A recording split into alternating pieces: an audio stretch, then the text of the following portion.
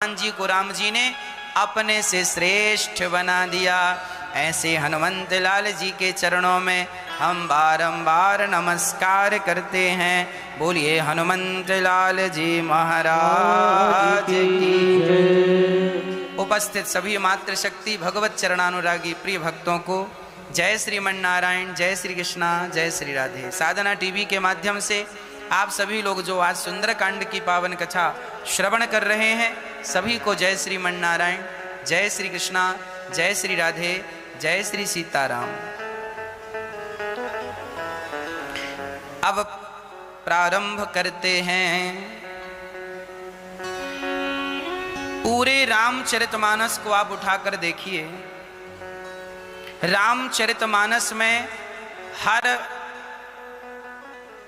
कांड दोहा से या सोरठा से उठता है, लेकिन सुंदर कांड ऐसा कांड है जो चौपाई से उठता है।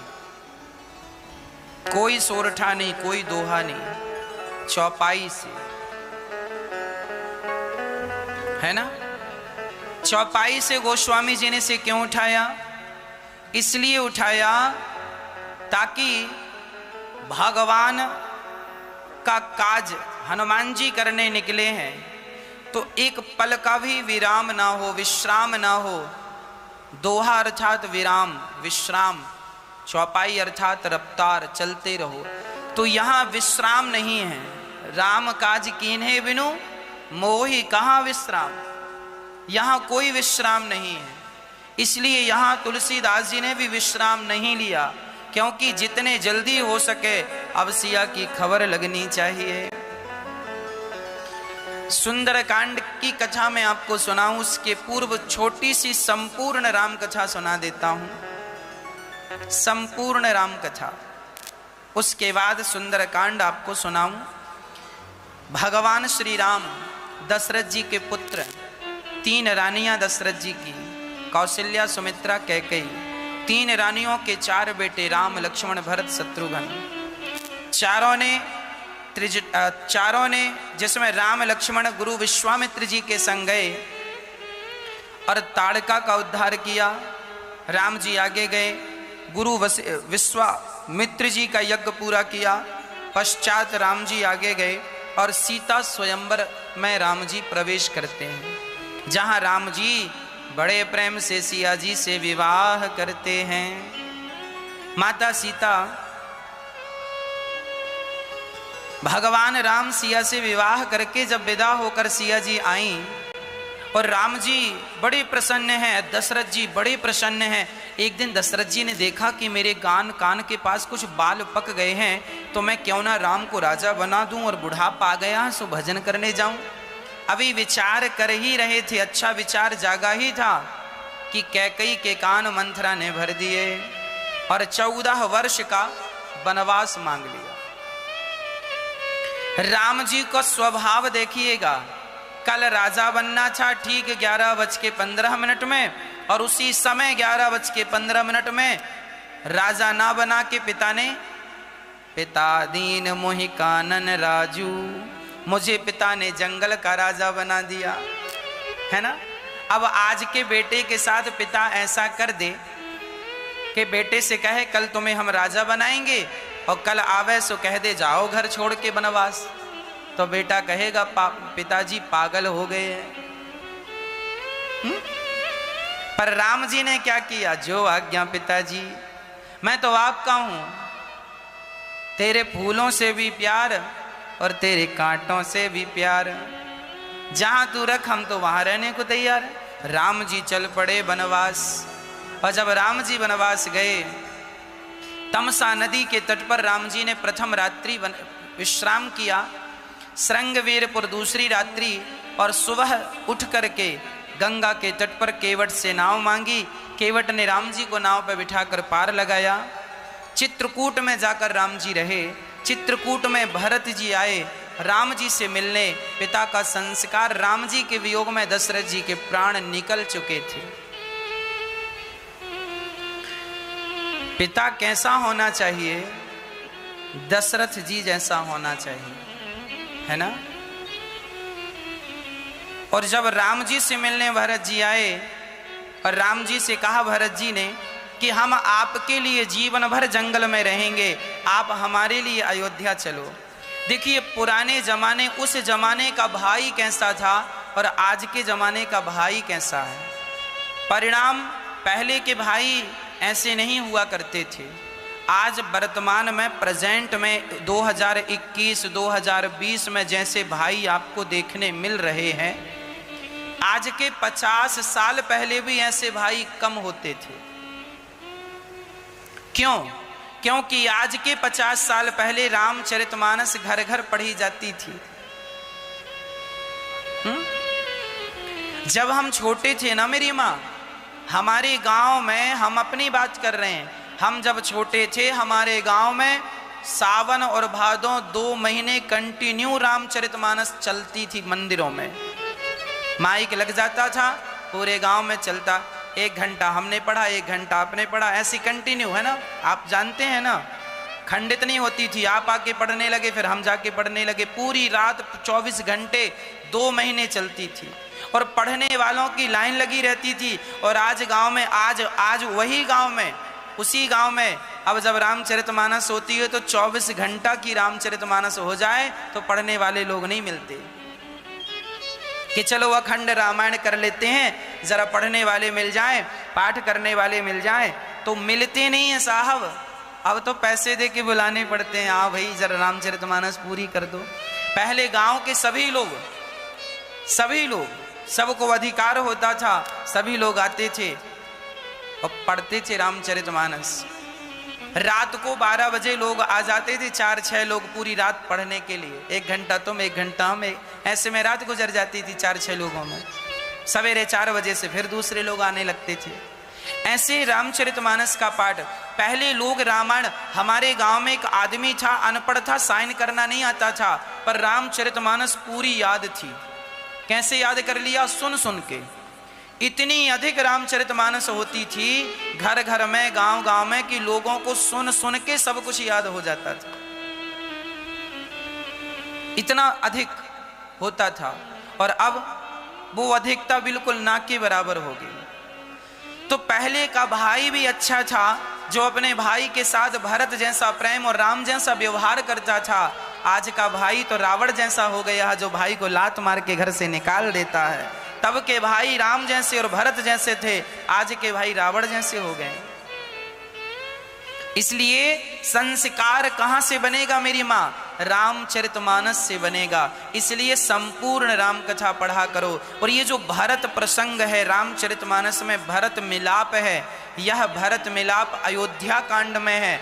आप लोग भी घर में जरा अयोध्या कांड चौपाई पढ़ो, और चौपाई पढ़कर जरा चौपाई समझ में आए तो अच्छा है, नहीं तो उसकी हिंदी पढ़ लिया करो। क्या पढ़ा करो? उसकी हिंदी व्याख्या लिखी है आपके लिए, आप पढ़ा करो और अपने बच्चों को पढ़ाया करो। भाई कैसा हो? राम जी के पास भरत जी आए और कहने लगे मैं आपके साथ वनवास रहूंगा, आप जाइए अयोध्या का राजा बन जाइए और मैं जीवन भर के लिए वनवास रहूंगा।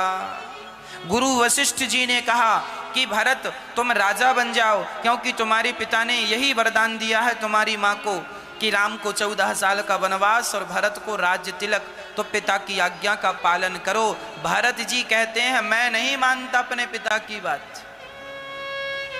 देखो भरत जी ऐसे थे कि उन्होंने ना तो अपनी माँ की बात मानी, ना तो पिता की बात मानी। अब ये बताओ कि क्या भरत जी अपनी माता और पिता की बात मान लेते तो क्या वह बात उन्हें इतना महान बनाती जितना ना मानने से वो महान बन गए? बोलो मेरी माँ, क्या भरत जी को अपनी माँ की बात मान लेनी चाहिए? माँ कह रही है बेटा राजा बन जाओ, पिता कह रहे हैं बेटा राजा बन जाओ। यदि भरत राजा बन जाते और राम वनवास रहते और भरत जी राजा बन जाते तो जमाना क्या कहता? बड़ा स्वार्थी है, इसी की मिली जुली भगत रही होगी, माँ से कहला दिया। जमाना यही आरोप लगाता कि नहीं? आने वाले समय में हम आपको यही सुनाते कि देखो भरत जी के अंदर भी जरूर कोई ना कोई लालच रहा होगा, लेकिन भरत जी ने अपनी मां की बात ना मानकर उन्होंने कहा कि यदि मैंने पिता की बात मान ली तो ये पृथ्वी रसातल में चली जाएगी। क्यों? पिता की बात मानने से कोई पृथ्वी रसातल में जाती है? बोले ना, एक भाई को वनवास भेज करके दूसरा भाई सिंहासन पर बैठ जाए, अरे कोई सामान्य भाई होता ऐरा गहरा नत्थू खैरा तो कोई बात नहीं थी, पर हम जैसे भाई भी यदि यह व्यवहार करेंगे तो फिर धर्म किसकी तरफ आंख उठाकर देखेगा, फिर किसका एग्जाम्पल दिया जाएगा, फिर उदाहरण किसका दिया जाएगा। यदि भरत जी भी सामान्य भाइयों की तरह ऐसा करने लग जाते तो आज उदाहरण किसका दिया। आज रावण भी तो था उसी जमाने में, जिस युग की यह बात थी उसी युग में यह भी था कि रावण ने अपने भाई को लात मार के घर से निकाल दिया। ये दोनों घटनाएं त्रेता युग की हैं, हाँ या ना? भारत जी और राम जी की घटना भी त्रेता युग की है और रावण और विभीषण की घटना भी त्रेता युग की है और उसी समकाल की है, 10-15 साल के बीच की घटना है ना मैया, कोई बहुत पुरानी घटना तो नहीं थी। उस जमाने में भी रावण जैसा भाई था। यदि भारत जी भी राजा बन जाते तो बताओ फिर हम लोग उदाहरण किस भाई का देते?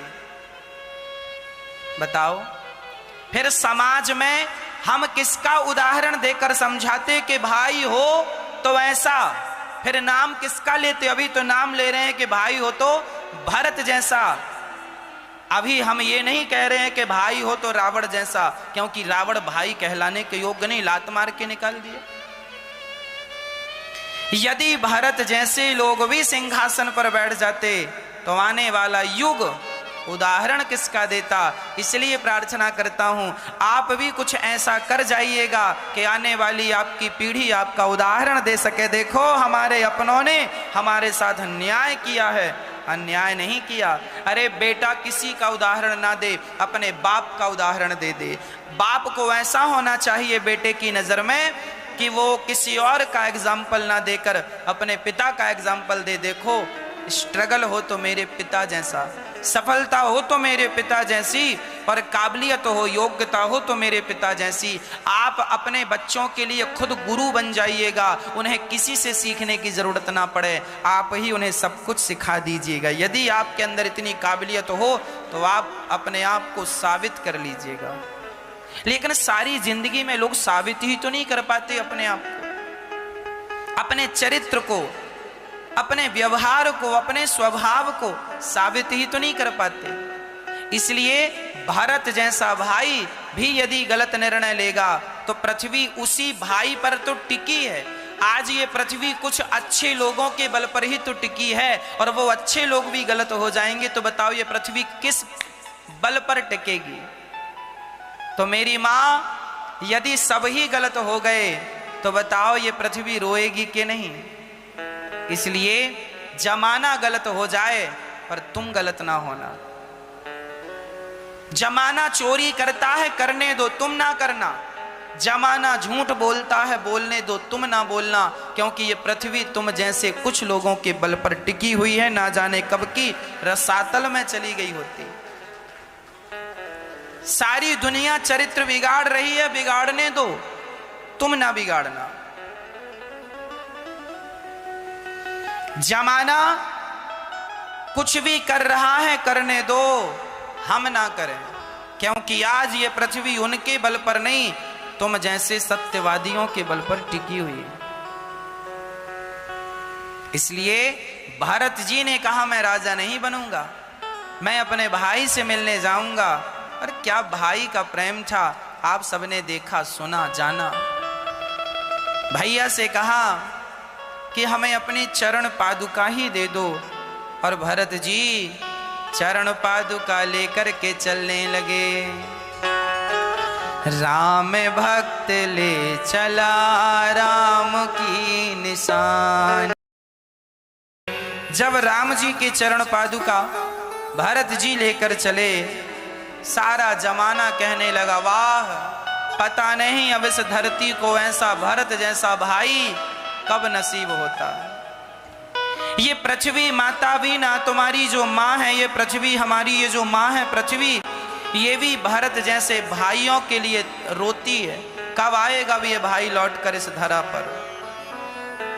रावण जैसे भाई तो बहुत पाए जाते हैं, पर भरत जैसा भाई देखने को नहीं मिलता।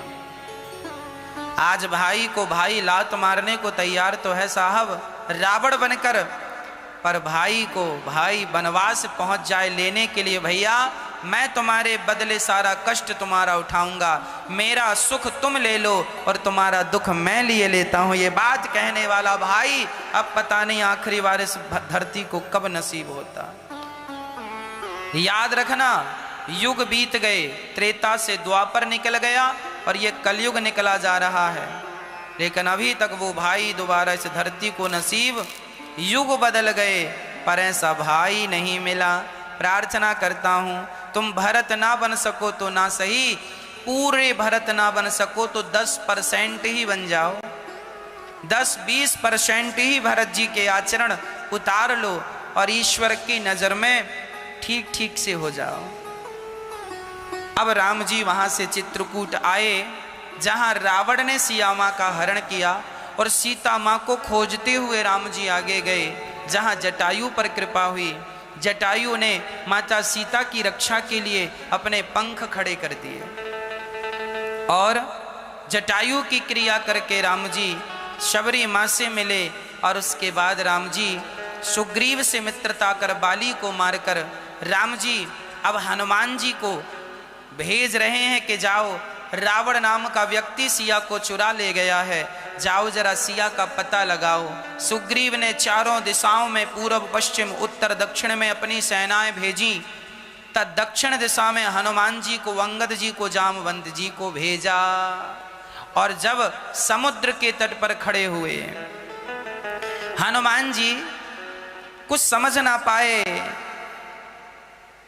कि क्या करें, तब जामवंत जी ने हनुमान जी को जगाया।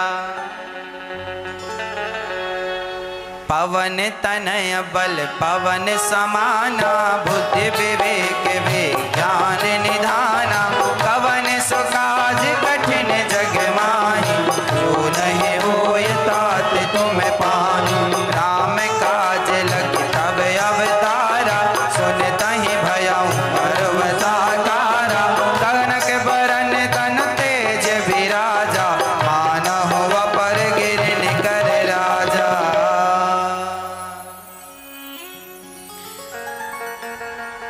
पवन तनय बल पवन समाना, बुद्धि विवेक विज्ञान निधाना। सुंदर कांड स्टार्ट हो गया। कहां से?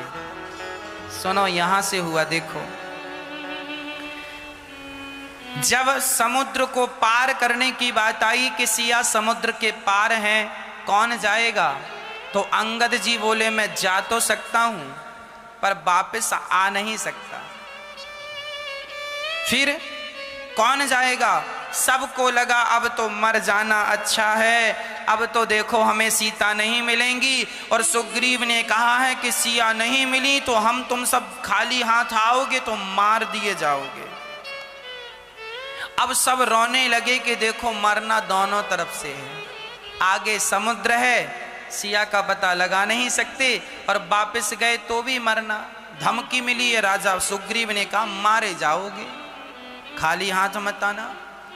अंगद जी बहुत रोए, हे भगवान हम तो गए।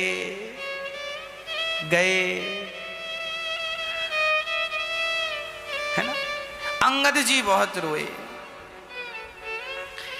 लेकिन उसी सभा में एक बुजुर्ग थे। कौन? जामवंत। सबसे सीनियर थे जामवंत जी। देखो बच्चों की झुंड में कौन सीनियर? जामवंत। इसलिए आपसे हम सदा कहते हैं कि जीवन में सफलताएं पाना हो तो अपने से बड़ों की आज्ञा का पालन करना सीखिए, बड़ों से मीटिंग करना सीखिए, बड़ों से संवाद करना सीखिए और बड़ों के पास बैठना सीखिए। बड़ों के पास बैठोगे तो ज्ञान बड़ा मिलेगा और छोटों के पास बैठोगे तो ज्ञान छोटा मिलेगा। कैकेयी मंथरा के पास बैठती थी, दुर्योधन शकुनी के पास बैठता था और अर्जुन भगवान श्री कृष्ण के साथ बैठा करते थे। जब बड़ों की संगत करोगे ना तो कुछ बड़ा पाओगे, और दो कौड़ी के आदमी की संगत कर लोगे क्या मिलेगा तुम्हें? आज तुम्हारी संगत ही तो बुरी है, तुम घटिया लोगों की संगत कर रहे हो। शराबी की संगत करोगे तो शराब ही तो मिलेगी, जुआड़ी की संगत करोगे तो जुआ ही तो मिलेगा, गंजेड़ी की संगत करोगे तो गंजेड़ गांजा ही तो पियोगे, और किसी बिजनेसमैन की संगत कर लोगे तो बिजनेस का आइडिया मिल जाएगा, सफल हो जाओगे, और भक्ति की संगत कर लोगे तो भगवान तक पहुंच जाओगे। इसलिए जीवन में संगत सफल व्यक्ति की करना चाहिए। जो व्यक्ति स्वयं असफल है उसकी संगत करने से क्या होगा? अच्छे लोगों की संगत किया करो, कर्मठ लोगों की संगत। एक काम करो, जो आदमी सफल होने का प्रयास कर रहा है तुम केवल उसके पांव पकड़ लो, वो सफल होगा तो उसके संग रह रह के सफलता का तुम्हें अनुभव हो जाएगा। और इस दुनिया में सबसे कीमती पढ़ाई नहीं होती, सबसे कीमती होता है व्यक्ति का अनुभव, और वो अनुभव व्यक्ति को सफलता दिलाता है। और अनुभव अक्सर बड़ों के पास होता है। इसलिए हम ये नहीं कहते छोटों की संगत ना करो। बच्चों की दोस्ती, कहावत सुना रहा हूं, बच्चों की दोस्ती जी का जंजाल, और छूट गई दोस्ती सो हो गए कंगाल।